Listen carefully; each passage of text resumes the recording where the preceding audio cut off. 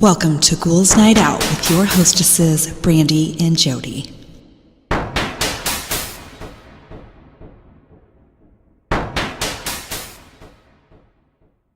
Hello, ghouls. Welcome. This is Brandee, and I'm here with my sister, Jodi. Hello. So, you guys, we have another listener story this week. And I will warn you guys, it is super sad. Me and Jodi both ugly cried when we read it. So, if you are at work or if you don't have tissues around, you might want to wait to listen to this, but definitely listen to it. It is a fabulous story. So I'm just going to read it really quick. I'm going to try and get through it without crying. So here we go.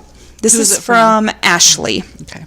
And she starts, "Hi there, Jodi and Brandee. My name is Ashley, and I'm 30-year-old from Ontario, Canada," which is so cool. Yay. And I've been listening to your podcast pretty much since day one. I love it, and your humor is amazingly funny. I was sorry to hear that you hadn't been receiving any listener stories as of yet, so I was super happy when you announced you finally got one this week. Yay. Thanks, Scott.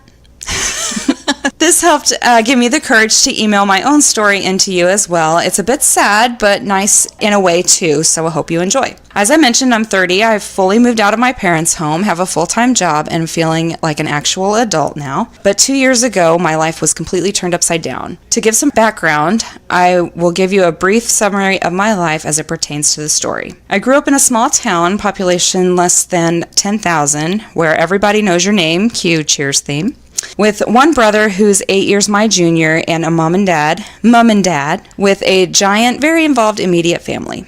Growing up was your typical Canadian childhood, but due to having such a large immediate family, i.e. my dad, 12 brothers and sisters, which means I had at least 12 aunts and uncles just on one side of my family, and my parents being 10 years apart themselves, I'd seen and experienced a lot of death through the years. I would take on the role as caregiver and support as my dad modeled for me by always being there for his family, no matter what they needed or when they needed it. During my very early childhood, my dad was a breadwinner of the family and worked a lot, but into my teen years and through my early 20s, he became my best friend, the person I could lean on the most and would always be there for me. He'd helped me move out, supported me through university and part-time jobs, helped me with groceries, and called me once a day for 3 years straight because I had been going through a tough time emotionally. Even during the hardest time of his life, he was diagnosed with prostate cancer in early 2010. He was always taking care of and supporting our family in any way he could, even when miles away getting chemotherapy. That time in my life really solidified how much my dad meant to me. He was my rock. As I mentioned, I was living away from home, having graduated university and landed a job with our provincial government, making bankroll and living the dream.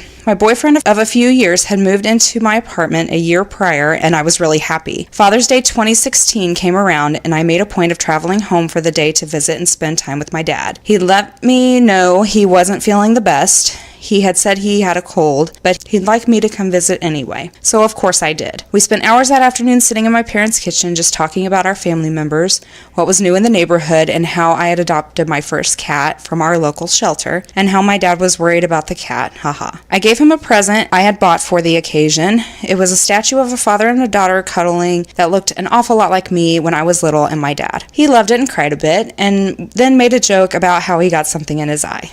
That's very cute. My dad walked me to my car and gave me a hug and a kiss goodbye like he always had, and that was the last time I saw him. I'm so grateful for that memory. The following day, I received a message from my mom that my dad was feeling really ill, and she was taking him up to the local hospital. I called her immediately, and she said that the doctors didn't seem worried, that none of the tests conducted came back abnormal, but that if he continued to experience abdominal pain, to bring him back tomorrow. She promised me he was all right and that my dad was being his usual self and wanting to get the hell out of there. He hated when anyone fawned over him and just hated doctors in general. The following day, my mom let me know they were going back to the hospital because my dad still didn't feel well. He just said he had stomach and back pain. Later that day, she let me know that they had been sent home again and had no diagnosis or reason as for my dad's pain. Throughout the day, I didn't feel right. I have generalized anxiety disorder, but I like to refer to it as my spidey sense, in that I trust my anxiety, and when it doesn't feel right, then something is definitely not right. I hadn't heard from my mom all evening and began to really worry. Then I got a call at 12:45 a.m.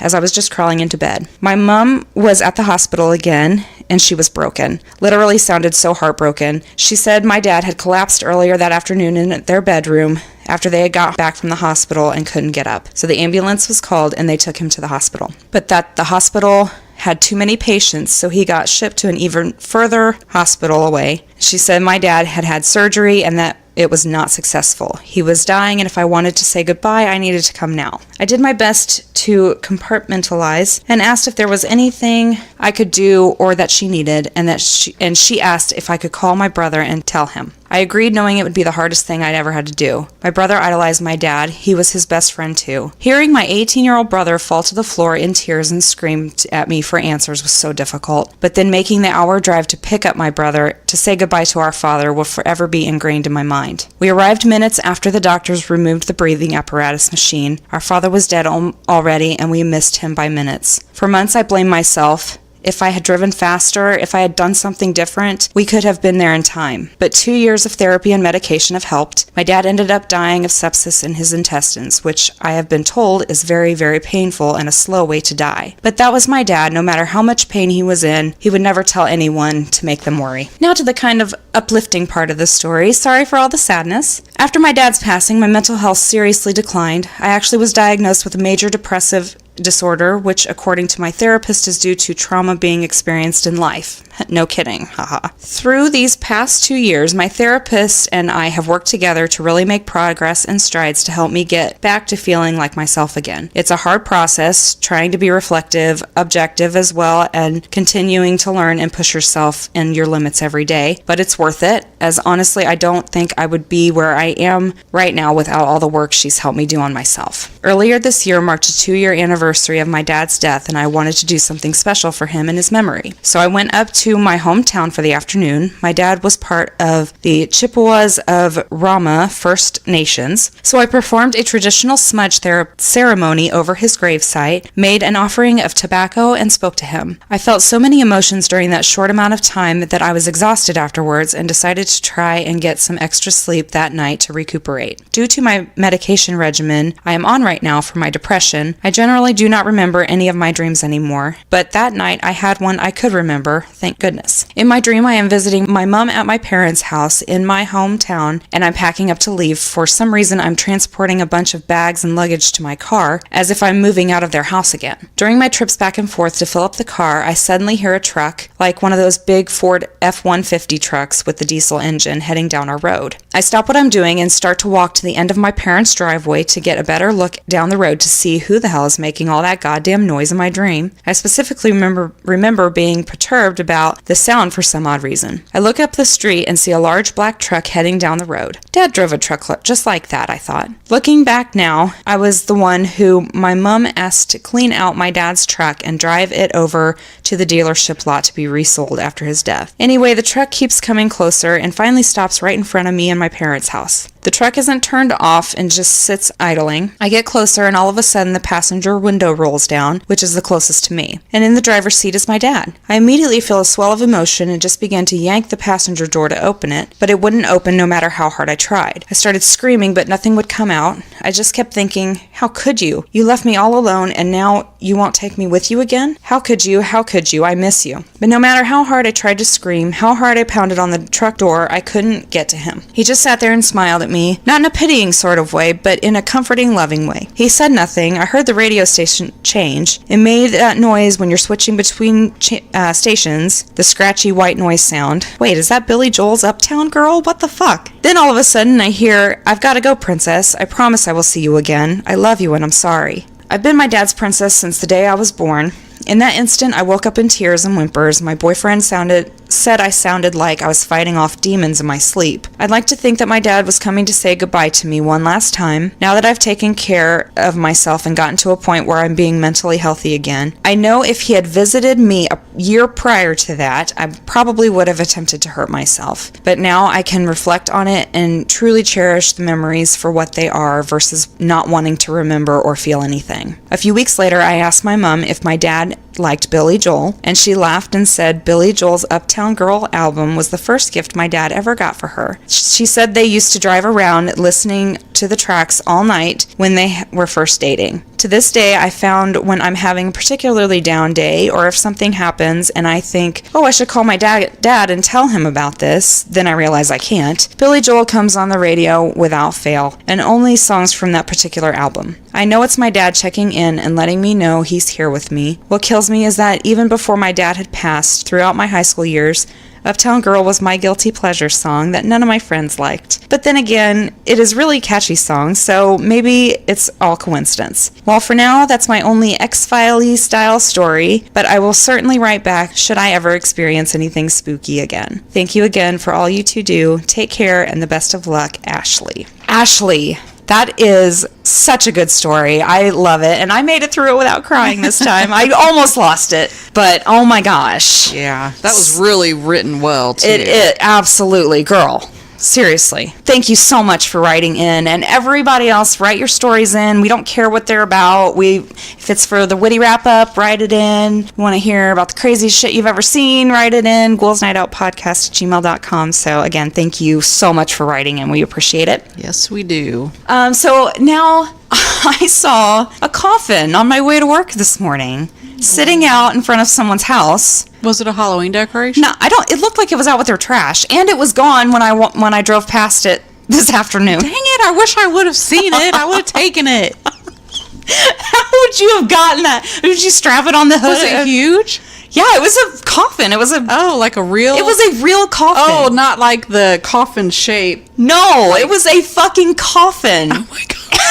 It was weird. I had to do like a double take. I was like, oh my God. Because that was the first thing I thought. I thought it was a freaking Halloween decoration. But there was like a note on it, and it looked like there was trash bags all around it.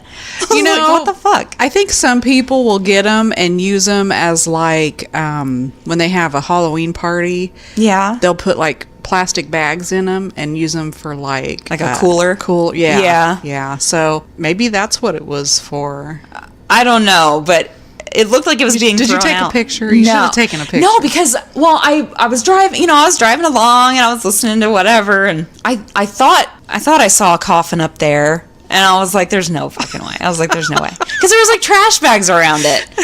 And I like did a double take. I was like, oh my God, that's a fucking coffin. It was like, it was the craziest shit. Like, oh my gosh.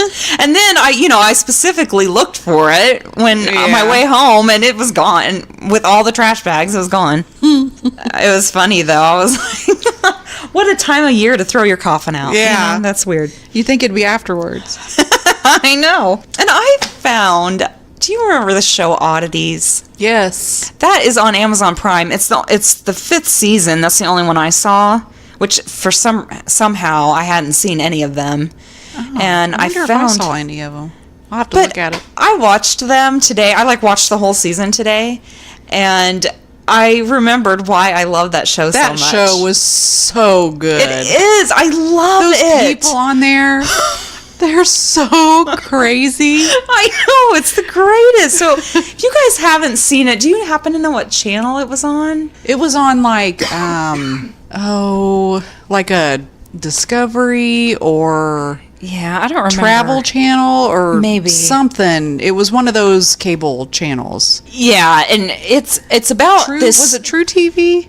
I don't think so, because that was the first one I thought of, but I don't remember it. I don't remember it being on there. I don't know. It could be, but you guys look it up. It is so fun. It's a show called Oddities, and it's these people in New York, and they own this antique shop. But I want to go there so bad. Oh my gosh, that would be so much fun. They have such weird stuff. They do. I mean, like anything weird that you can think of, they probably have it there. And it's all old, and it's all fabulous. And the weirdest people come in there. They do. And they're crazy. Try to like trade stuff, and they're like, "Hey, I've got this giant whale penis. Do you want to trade something for it?"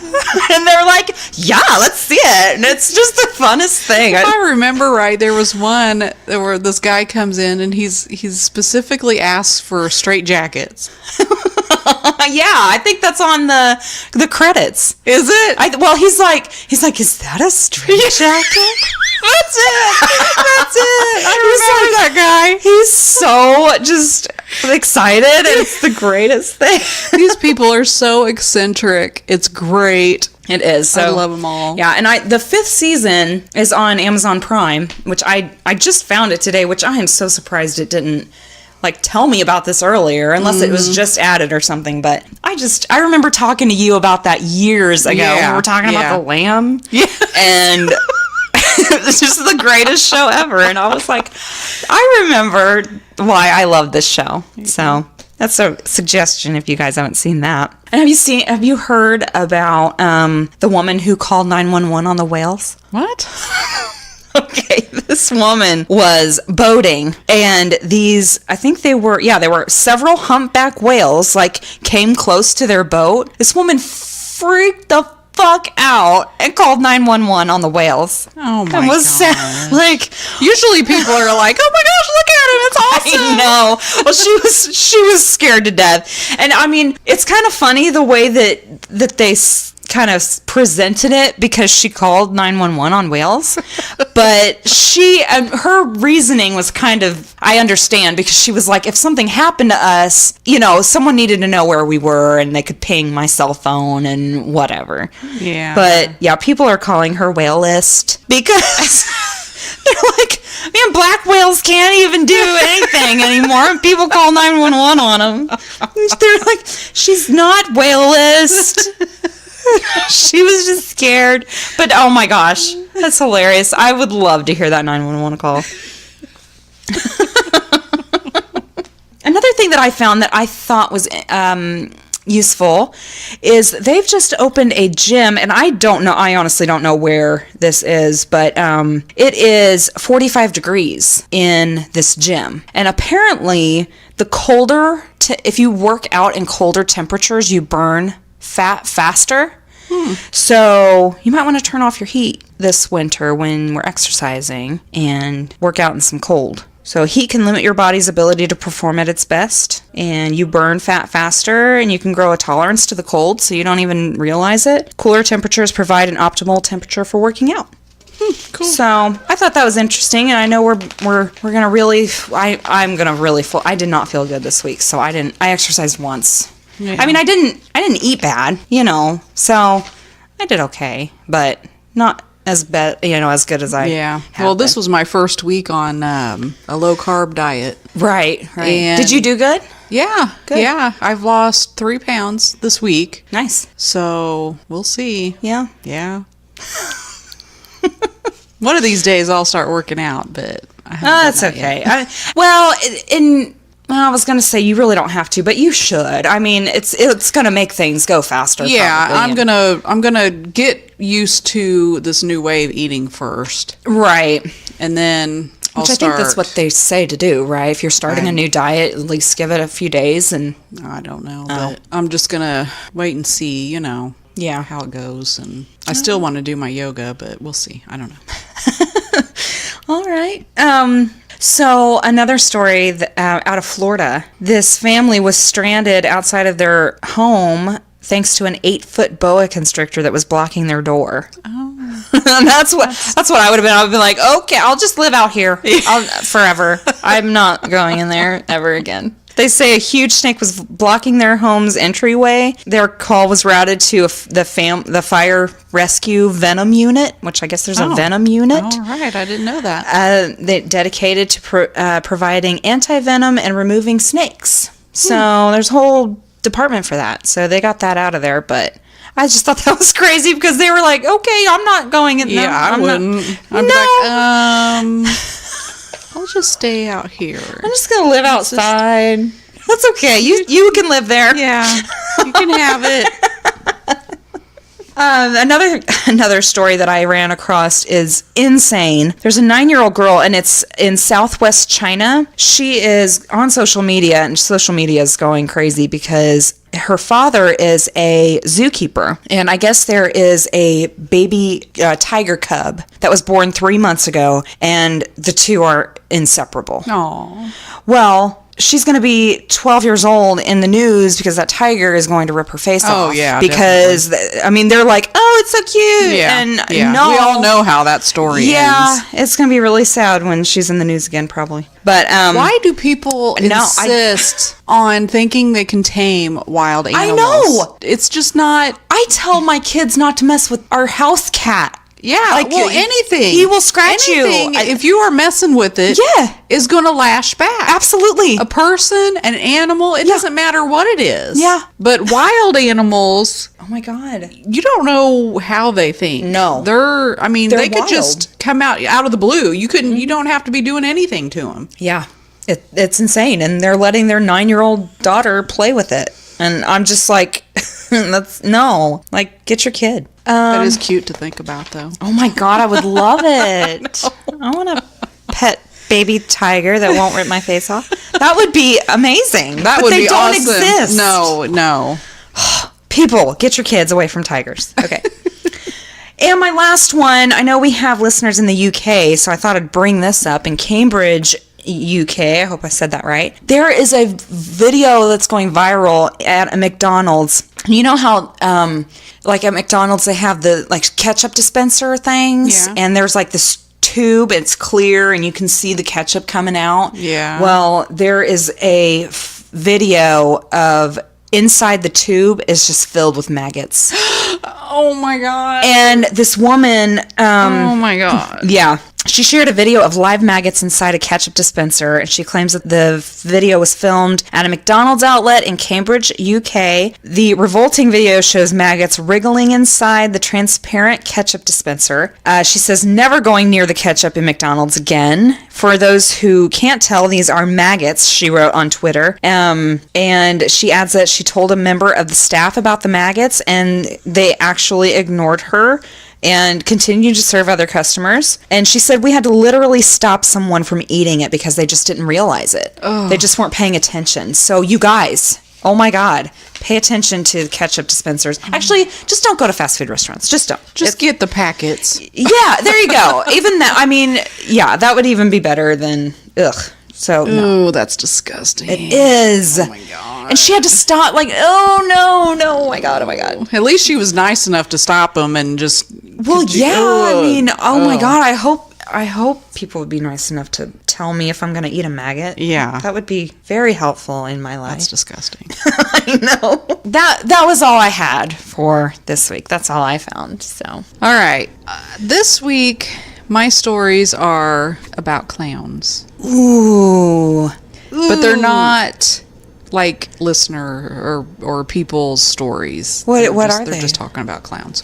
Oh, okay. Okay. So, I think it's 5 of the most notorious, clowns there are. So, the first one, this is called the Cold Case Clown. On May 26, 1990, at 10:45 a.m. in Wellington, Florida, Marlene Warren opened her door to find a bulb-nosed clown holding a bouquet of red and white flowers. I've heard this. And 2 balloons, one emblazoned with a picture of Snow White. The clown shot her point blank in the face, and she died at the hospital 2 days later. Warren's teenage son saw the clown run to a white Chrysler LeBaron and escape, never to be found. This is the strangest thing I've ever seen in all my 19 years in law enforcement, Palm Beach County Sheriff's spokesman Bob Farrell told the Sun-Sentinel. Warren's husband, Michael Warren, was a prime suspect in the crime. Police searched his office at a West Palm Beach car dealership and found evidence that he'd tampered with odometers, but nothing to connect him to his wife's murder. However, a suspected affair and 5-figure life insurance policy looked suspicious. Michael Warren was allegedly romantically involved with a female employee. The flowers and balloons delivered before Marlene Warren's murder were purchased at stores near the employee's apartment, and costume shop employees tentatively identified her as the woman who had purchased a clown costume the same day as the killing. Neither was charged in the murder, and the case remains unsolved. What? That's bullshit.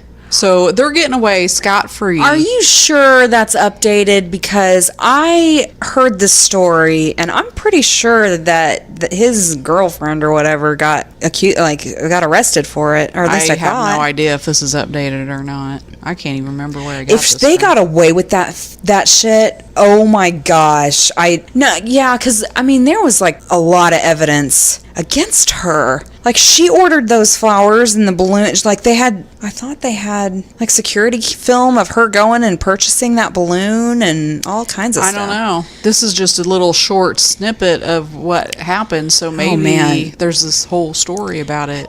Well, yeah, I've heard this before. I was on a podcast. I couldn't tell you which one. But, yeah, I've heard the story before, and it is fucked up. Well, maybe we should do it then. Yeah. I don't know. Maybe I'll look into it for next week. All right. Okay, the next one is, and I'm not sure if I'm pronouncing this right, the Wasco clown. It's Wasco.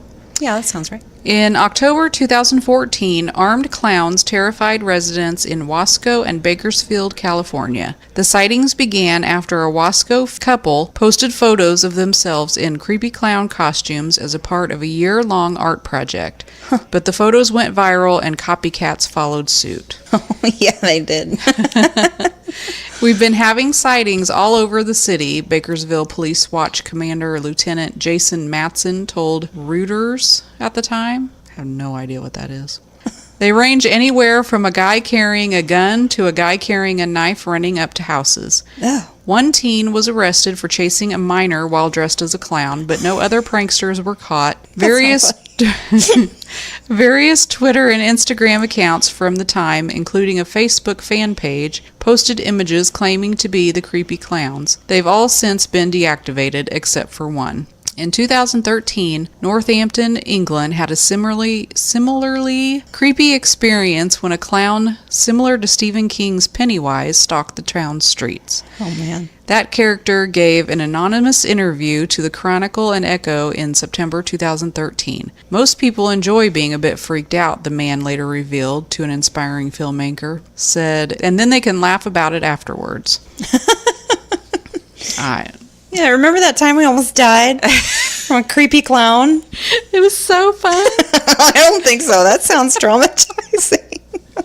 Oh my gosh. Oh, clowns are the creepiest. Remember there a few years ago when people were there were like clown sightings everywhere? Yes, look it up on YouTube. They're everywhere. There's one where, because, people started putting those cameras on their doorbells. Yeah. And these clowns will just walk up and stand there. Yeah. They just stand there. Creepy. It's totally creepy. And it's like, why? Why would you do that? Why? I guess to freak people out. I know, but if you're a bored teenager, I can totally understand why you would do something like that. But that's a good way to get shot. Absolutely, especially these days. Absolutely, yeah. It's creepy no matter how you look at it, though. Okay, the next one is Klutzo the Clown. On October 2007. Oh.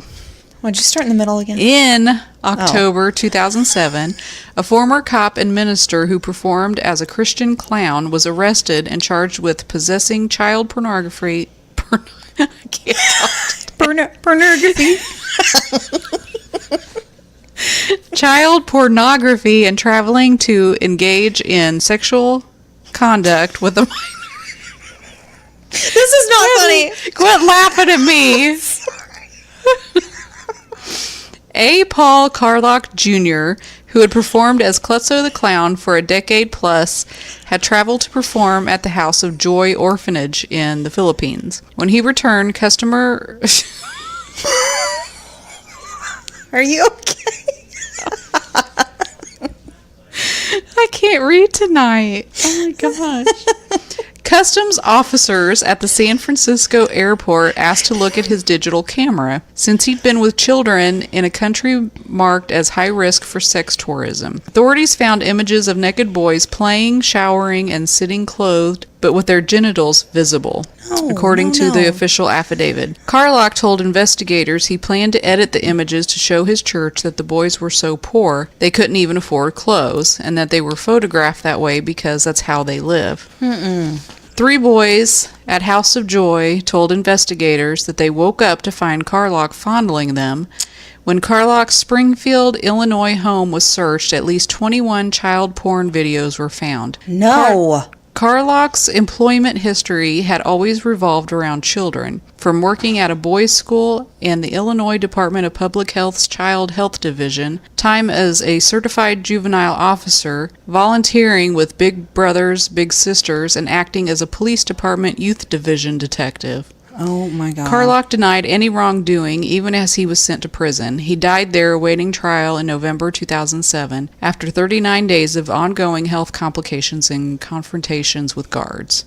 What a dick. That is a piece of shit. Did you hear this week I don't even remember where it was, but like 120 kids got saved from this sex trafficking thing? 120 kids. Yeah, someone was telling me about that. Thank God they got saved, but 120. It's ridiculous, and that's just one little tiny little piece of it. Yeah, that's probably not even scratching the surface. No, oh my God, what is wrong with people? I'm telling you, people are disgusting. This world is fucked up. Yes. Okay, my next one is called, and I will totally screw this up. Yeah. I guess it's French. I don't know. Bandis de clowns. Oui, oui. Okay. France has also seen its share. France. Shut up.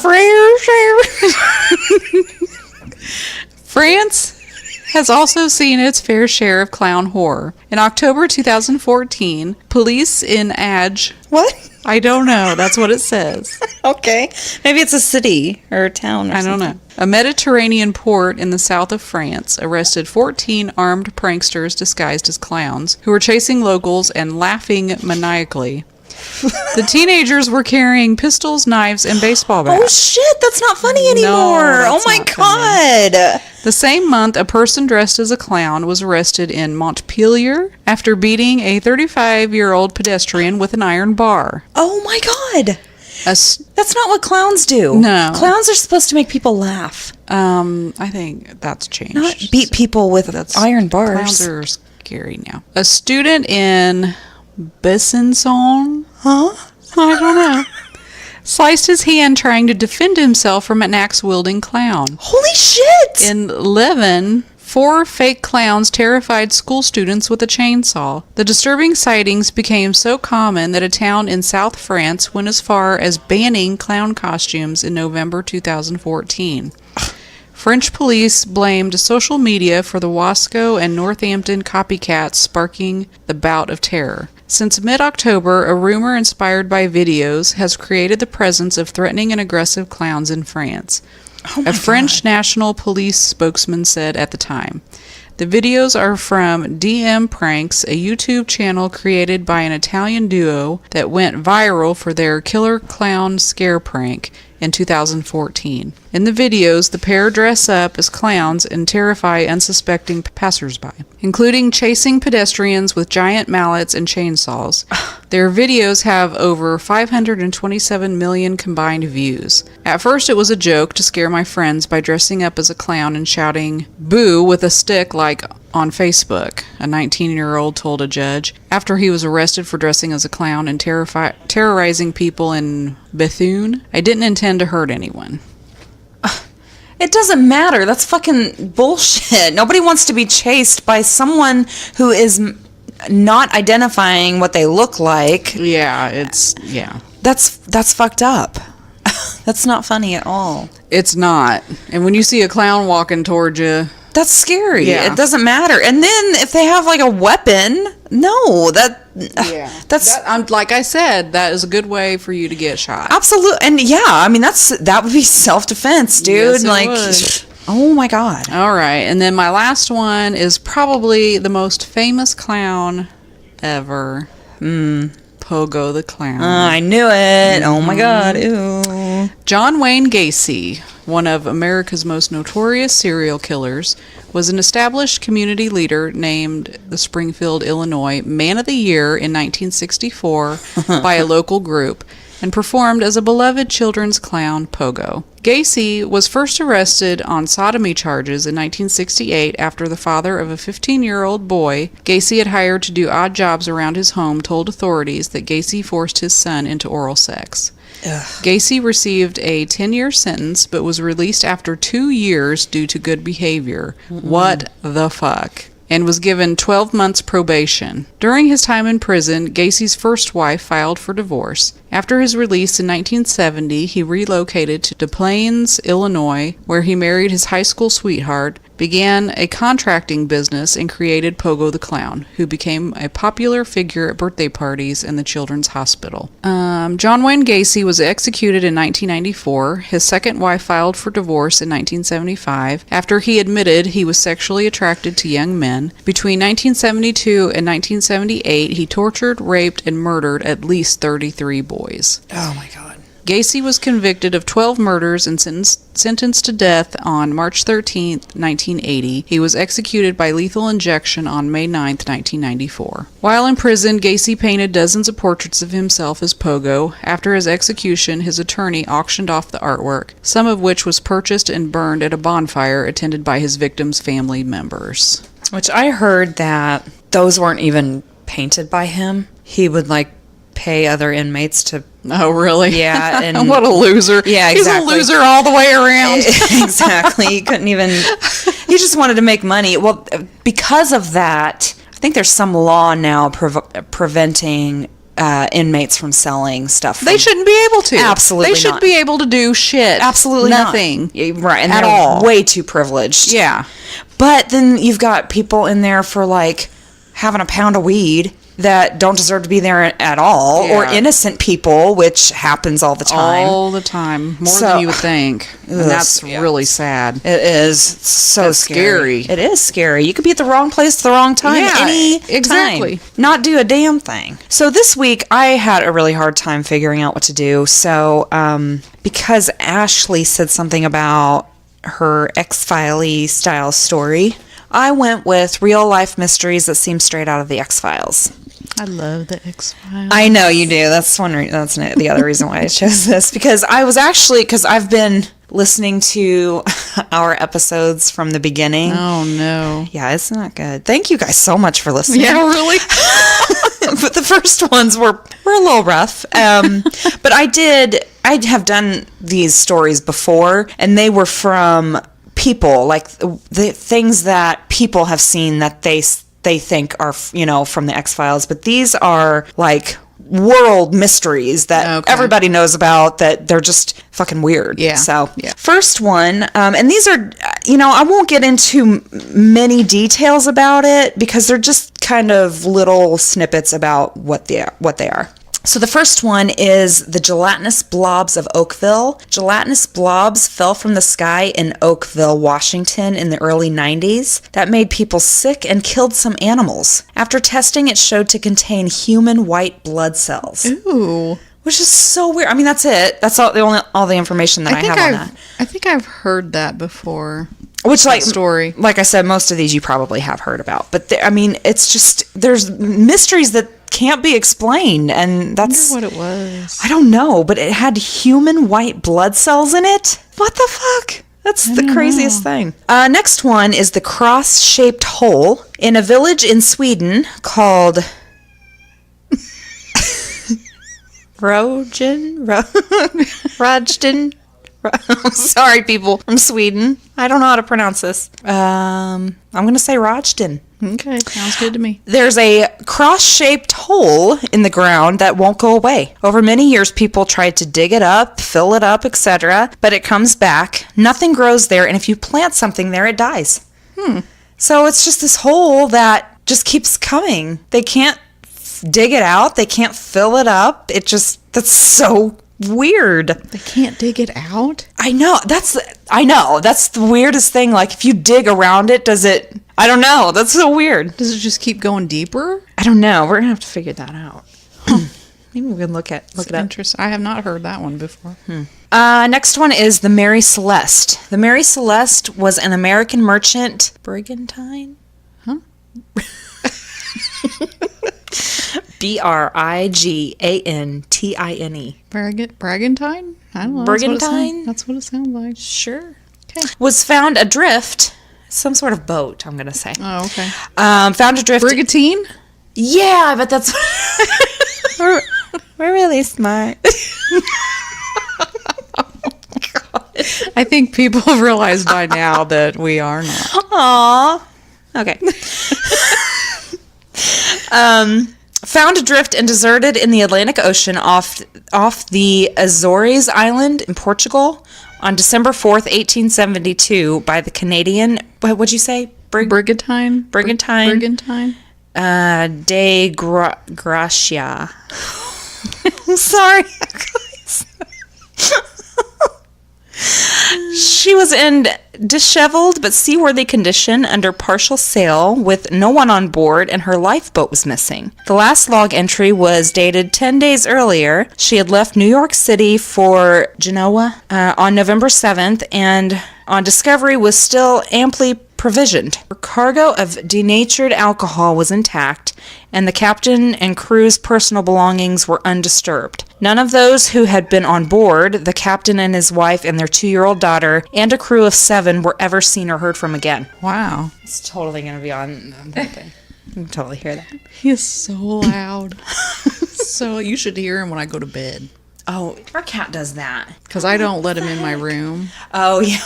So I kick him out, and he gets really loud.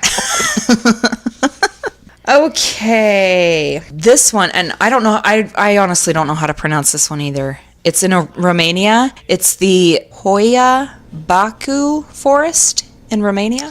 I've heard about this. Yes, this one was on... That kind of sounds right. Okay. Visitors of the forest who often report intense feelings of anxiety and the feeling of being constantly watched. Moreover, the local vegetation is somehow bizarre in appearance, like something out of a make-believe story, with strangely shaped trees and unexplained charring on trees, stumps, and branches. The forest was named after a shepherd that disappeared in the area with a flock of 200 sheep. Most people who live near the forest are afraid to enter it due to the stories and legends that have been handed down. They believe that those who visit the site will never return back home. Many of the locals who have been brave enough to venture into the forest complained of physical harm, including rashes, nausea, vomiting, migraines, burns, scratches, anxiety, and other unusual sensations. Now, this forest was on an episode of Destination Truth with Josh Gates. Yes. And it is the most believable freaking paranormal video that I think I've ever seen.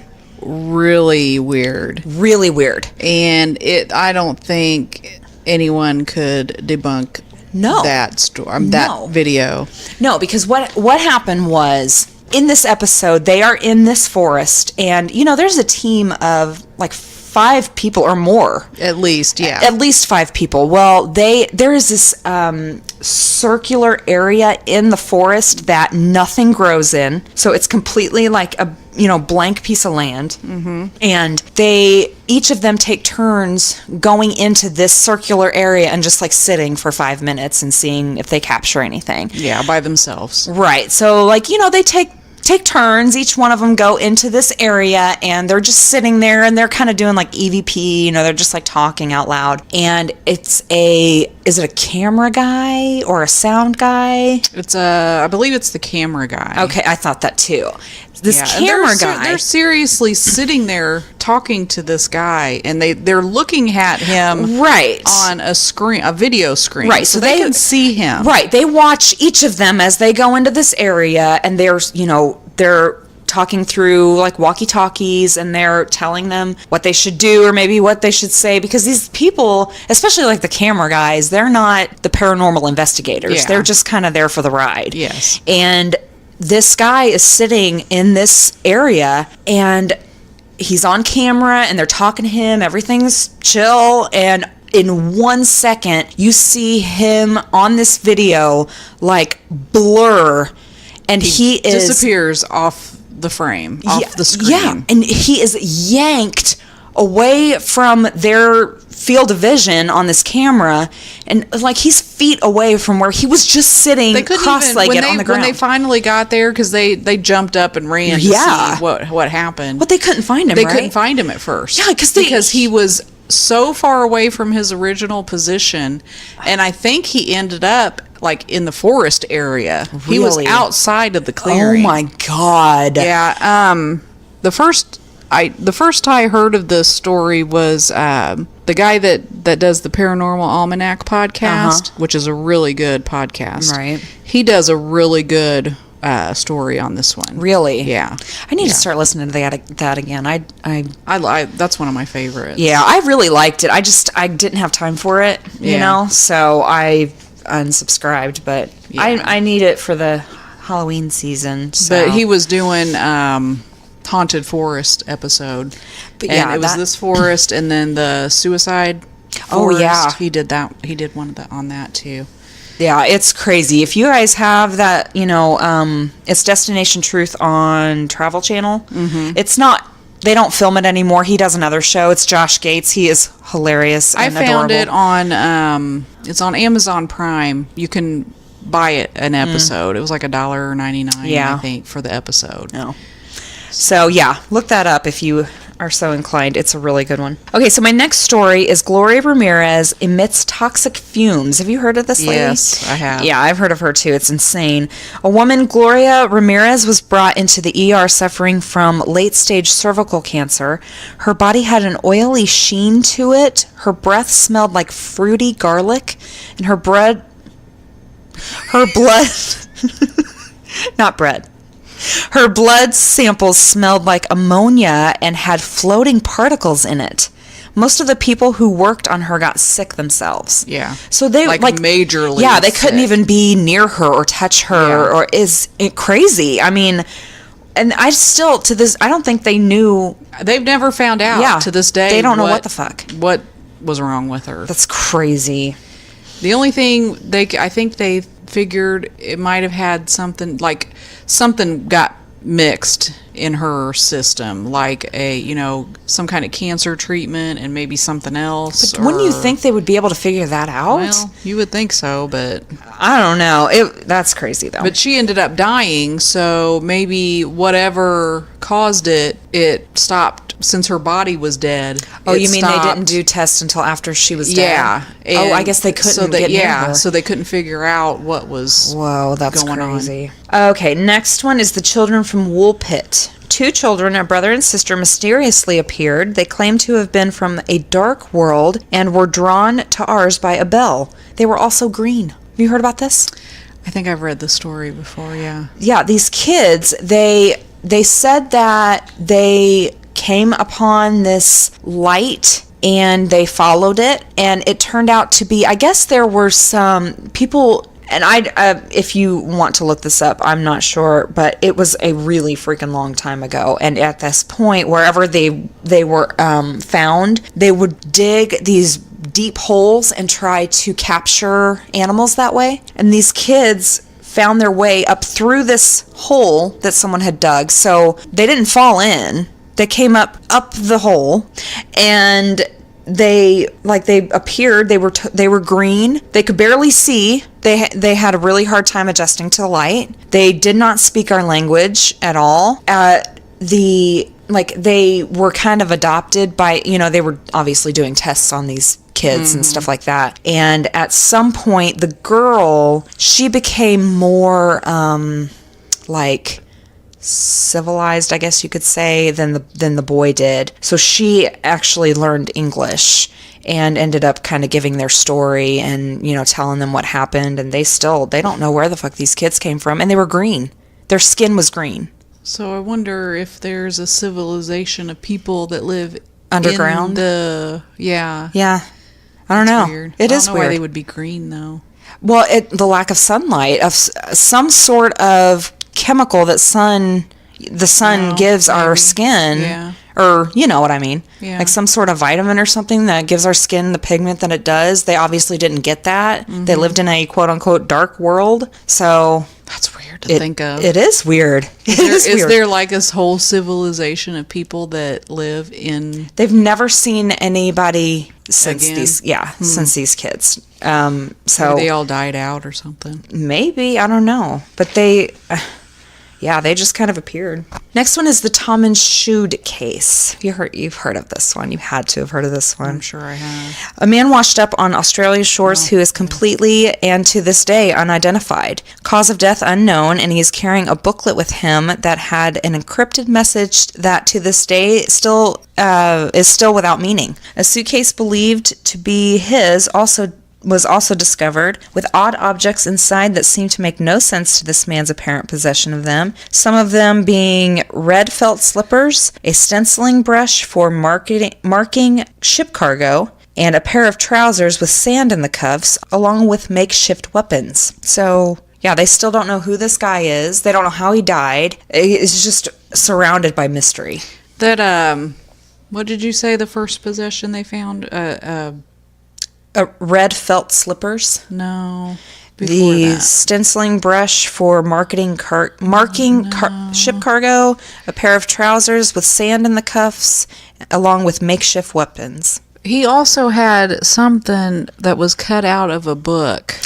He was carrying a booklet with him that had an encrypted message that to this day is still without meaning. When I heard the story, he didn't have the book with him. He had a little piece of paper that had a saying on it. Right. And they figured out what the saying was and that it came from a specific book. A very rare book. Yes. They did find a book in the back of a abandoned car. Yeah. With that particular page that saying was written on missing. Yes. It turned out that book was not the book that they thought it was. It was not the same book. They figured out who that belonged to. Then they found another book that they thought it could have come from. And I want to say they found a book that they thought maybe it came from. Wasn't it in some woman's possession? Yes. I can't remember. She was like, I don't remember either. It had something to do with spies or something. They thought that he might have been a spy, which is why, because like all of the tags in his clothes were missing. Mm-hmm. He had these like weird sunglasses things on, which people thought he was an alien because of it. And yeah, the book, I think it was, like she ended up having that book, but the page was like that book came from, like the saying that was on it. It was there, so it couldn't have been her. Yeah. So yeah, it's just a weird thing. Yeah, and like and to this day still nobody knows.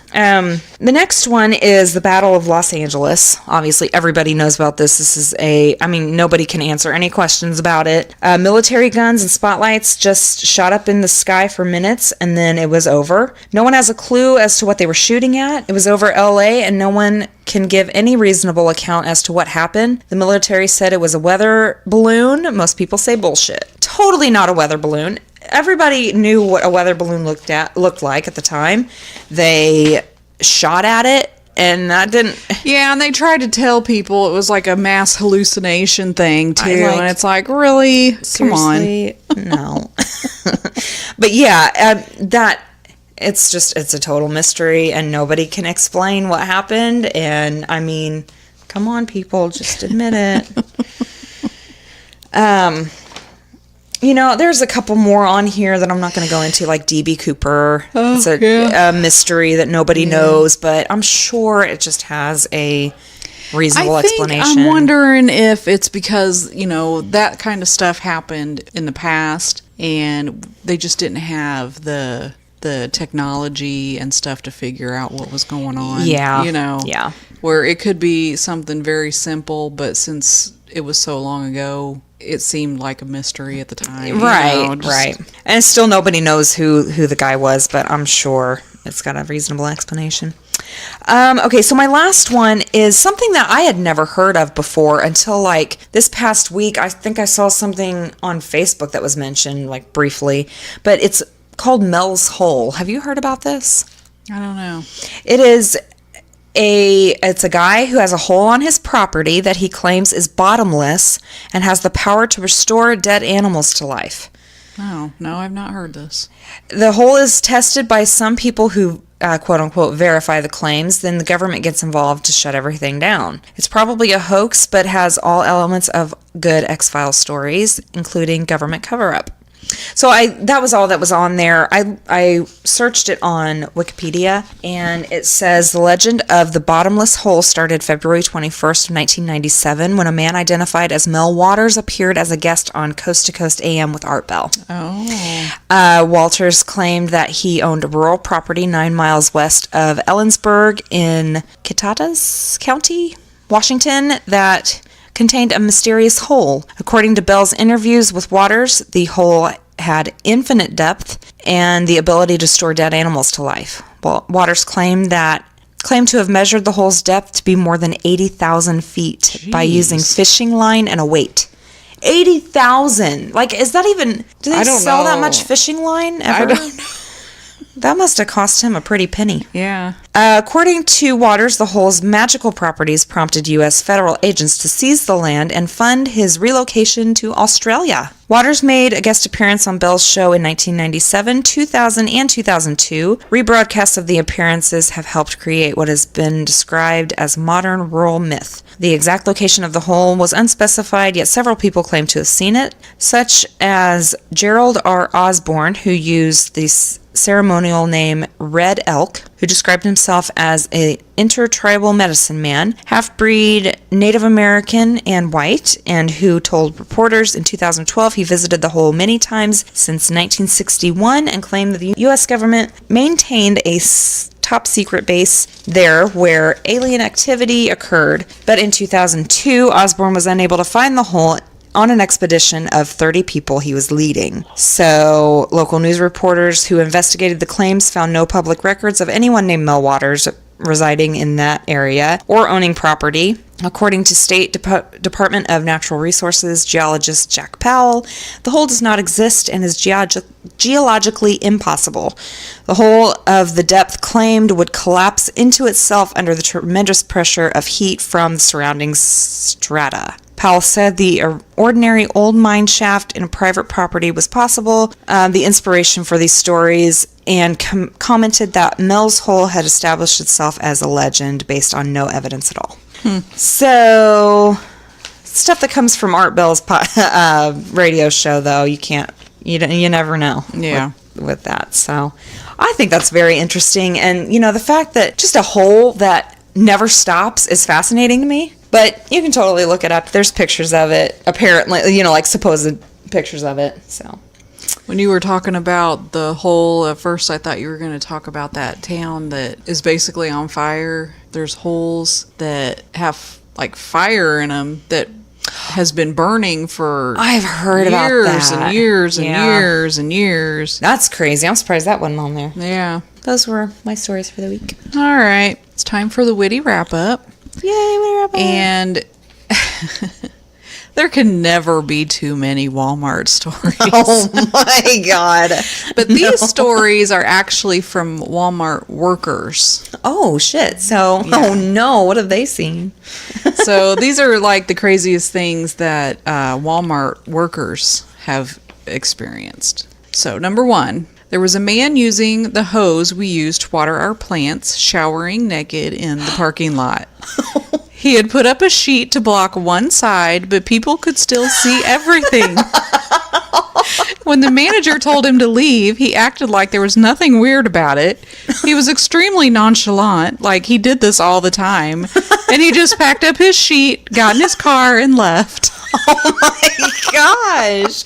I love the fact that he was like, no, this side's covered. That'll do. That's good.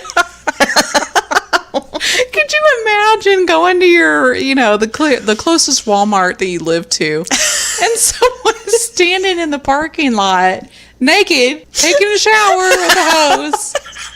I would be like, oh, that's not cool. No, not cool. No, it's not. Okay. Number 2, a lady came in with coupons that she clearly photocopied and tried to use them to get majorly reduced prices on products like laundry detergent and paper towels. She got away with it because we had a new cashier, and with all the coupons she used and the amount of money she saved on each item, the store ended up owing her money on what would have been a $600 purchase. What? Yeah. So this, I guess you don't know, but did the new cashier give her money? I guess so, but are you talking about extreme couponing? Yes. Yeah. Tom. Uh-huh. He used to do it. Oh. And from what I hear, he's been kicked out of a few stores because he would do it and they would end up owing him money. Okay. And the problem is where? I don't know. Oh my gosh. Yeah, that's why they don't do the... You haven't seen lately double couponing anymore. No. Or any of that. That's why. Because people figure out how to... Oh, heaven forbid. Yeah. Save freaking money. Fuck you, big time store people. Okay, number 3. A customer was buying some iced tea and it rang up for $4.68. She started arguing with me, saying it was $3.33. I went back to where the tea was to check the signs, and it clearly said $4.68. I came back to tell her it rang up at the correct price, and she goes to see for herself. Then she accused us of changing the prices while she was in line and started yelling about how we're liars and stupid, and she's going to call Walmart customer service to complain. The funny thing is, the price tags have the dates that were printed on them, so she should have seen we were telling the truth. Oh my gosh. And what does that accomplish? Nothing. You look like an asshole. You're treating everyone like you're an asshole. Nobody likes you anymore. And they're not going to help you the next time you go to the store. And it's all over like a little over $1. Seriously. God. Then don't buy the fucking tea. Okay.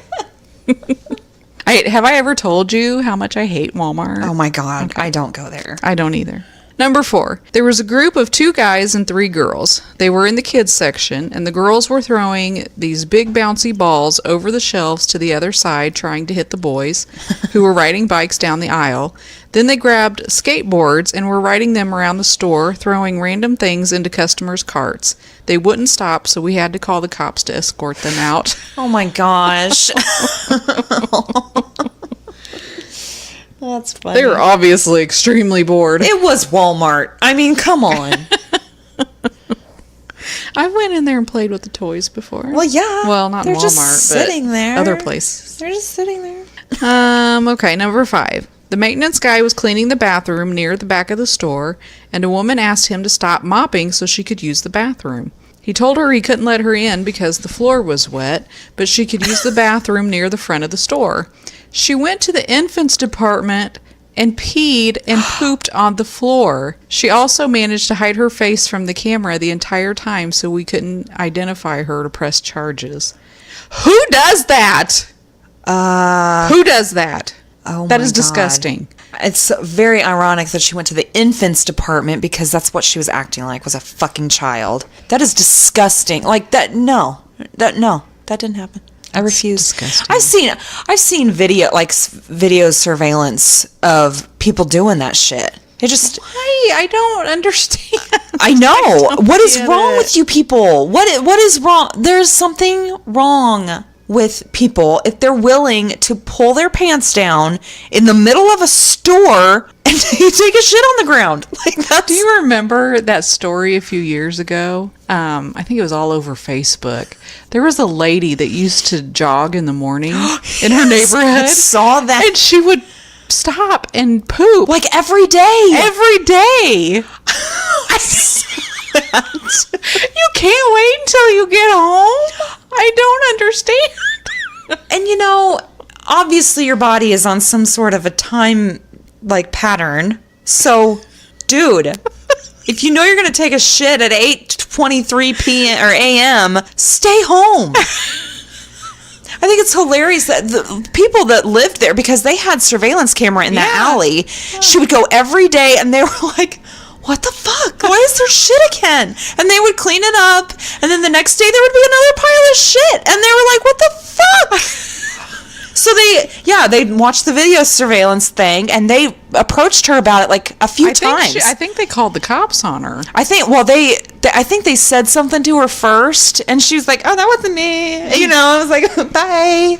And they were like, we saw you. So yeah, they had to. Don't people know you can't hide anymore? Yeah, you are taped or recorded everywhere. You are recorded everywhere you go. It doesn't matter. But yeah, like, go to a bathroom and what, like, she didn't wipe or nothing. Like, that's disgusting. And then she's running and sweat. Okay, let's stop. All right, next one. Number 6. Well, we haven't talked about shit in a while. Well, that's true. That's true. We're due. And we are talking about Walmart, so there you go. Okay. I'm probably going to get sued by Walmart. Oh, fuck you. Don't listen. Okay. Number 6. I was working register around 11:30 at night. I gave a lady her change and she threw it on the floor. I asked her why she threw it on the floor, and she told me she wanted any children in the store to pick it up. What? I told her there were no children around because it's so late and that maintenance would clean it up anyway. She told me to leave it on the ground. That's the weirdest thing ever. That's just weird. Okay. Okay. Number 7. A woman came to guest services saying she wanted to return a basket because it was haunted. I asked her what she meant, and she said her boyfriend took a picture of it, and there was electrical frequency surrounding it, and she couldn't keep it in her house. She had the receipt, so she was able to return it, but I still don't understand how a basket could be haunted. And why are you taking pictures of a basket? Yeah. And how do you know there's an electric current for pictures? I don't understand. There was probably a freaking piece of dust on the camera lens, and he took a picture, and she's like, oh my God, what is that? It's electrical and haunted. I need to... Yeah, and what does electric have to do with any haunting? I don't know. People are weird. Yes. Number 8. I was working at the service... What is that? What? You got more. Shut up! That doesn't count. I bought it online. Oh. Okay. I didn't go to the store. You scared me saying, what is that? I'm like, what? I just saw a Walmart logo, and I was like, It doesn't count if you don't go in the store, okay? Okay. You're still giving money to a shitty company. It was cheap. Okay. Shut up! Number 8. I was working at the service desk, and a woman rushes up and says she needs to talk to my manager. I sometimes can fix the problem, so I asked her what she...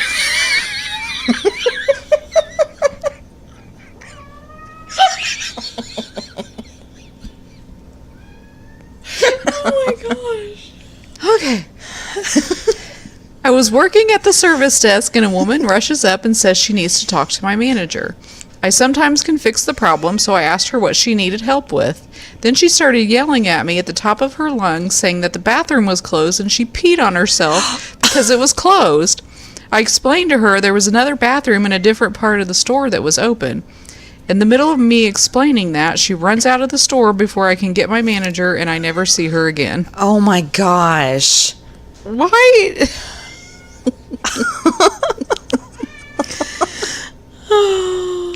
I mean, I hate to see a woman piss on herself, but that's nobody's fault but your own. How can you blame anybody else? I mean, I have a retarded cat. Oh my gosh. Okay. Number 9. There's a guy who comes into the store regularly and always has a beer can suctioned to his forehead. We found out it's some kind of advertising for a company, but it's still pretty weird to see him walking around the store like that. Oh, like a unicorn? Yeah. That's a Walmart unicorn. Oh my God, that's awesome. I don't know what I would do. Do you ever look at the pictures online of people in Walmart? Oh, yeah. I would just... There are some crazy-ass people. I remember I went to... How did they all find Walmart? Well, everything's cheap there, and everybody goes... And you can find anything that you need. But... Okay, number 10. A man came into the store wearing a clown outfit and gory clown makeup. It was around Halloween, so he probably worked at a haunted house, but it was pretty scary. He was just walking around shopping for his dinner. That's so great. Number 11. When I first started as a cashier, I was always at the register near one of the bathrooms. People would always come to me and tell me that maintenance needed to go to the bathroom because someone wrote on the wall and poop.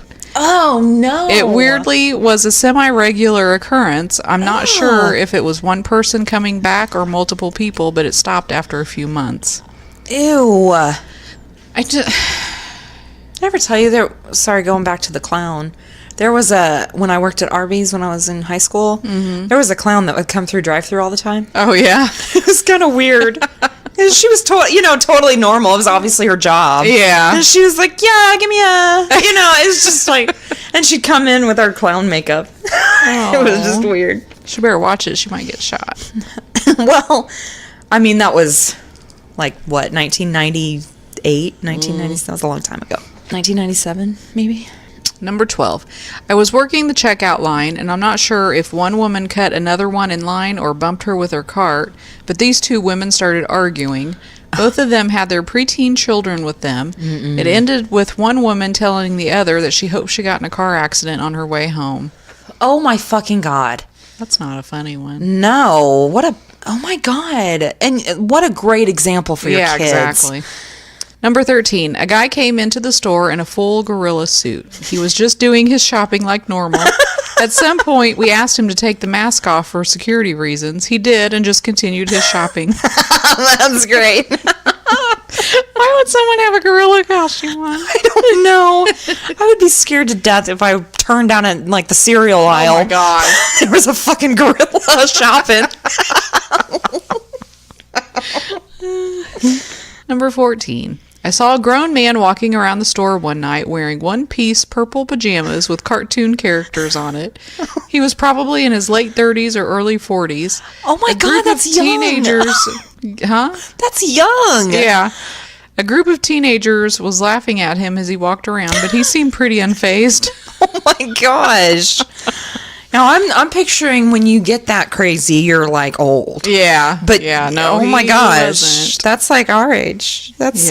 That's scary. And number 15 is my last one. Not many customers realize that Walmart does price matching. One customer totally went to the extreme and designed his own ads with extremely discounted prices on name brands. I would have totally bought it, but the prices were ridiculous. For example, Tide laundry detergent usually goes between $9 to $12, and this person had it down to $3. I played it off like everything was cool and called my manager. Next thing you know, this person is calling me every name in the book, threatening to sue me, and he literally called the police on me. Once the police arrived, my manager and I explained the situation to them and ended up having the customer sign a no trespassing on premises form to avoid any more scenes with him. He ended up getting escorted out of the building by the cops. Funny thing is, I saw him at another store doing the exact same thing, but with coupons. Oh my gosh. Wow, he must have put a lot of work into that. Yeah, because it said it would have fooled him if the prices weren't so...